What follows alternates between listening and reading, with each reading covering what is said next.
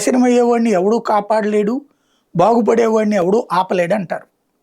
Britain 2050 నాటికి Islamic రాజ్యంగా మారబోతోందన్నటువంటి విషయాన్ని ముస్లిం మత పెద్దలు, ప్రపంచవ్యాప్తంగా ఉన్నోళ్ళు చెప్పారు. బ్రిటన్లో ఉన్నటువంటి ముస్లిం మత పెద్దలు కూడా చెప్తున్నారు.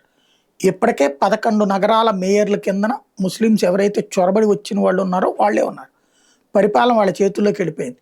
చివరికి బ్రిటిష్ ఆడపిల్లలు 12 సంవత్సరాల నుంచి 18 ఏళ్ల లోపే అవతల వాళ్లతో ప్రేమలో పడిపోయి అటుకి మతం మారిపోతూ చివరికి వాళ్ళు కూడా సంఖ్య పెరిగిపోతుంది క్రమంగా మత మార్పిడికి గురైనటువంటి అబ్బాయిల్ని కూడా అట్లాగే మతం మార్చుకోగలుగుతున్నారు. వాళ్ళు ఒక పక్కన నడిచిపోతుంది.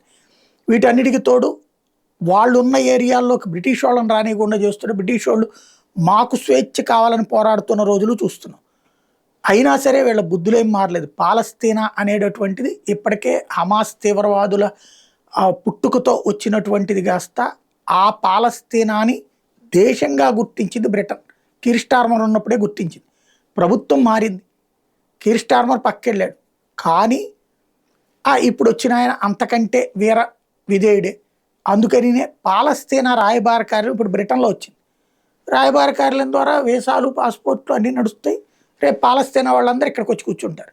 ఇప్పటికే పాలస్తీనా, లెబనాను, యెమెను, ఆఫ్ఘనిస్తాను, బంగ్లాదేశ్ ఇట్లాంటి దేశాల నుండి వచ్చిన వాళ్ళు, ముందు చొరబడి శరణార్థిగా మారిన వాళ్ళు వాళ్ళ బంధువులు పిలిపించుకుని ఆ తర్వాత పాస్పోర్ట్లు, వీసాలు చించేసి ఆ తర్వాత అక్కడే ఉంచుకున్నారు.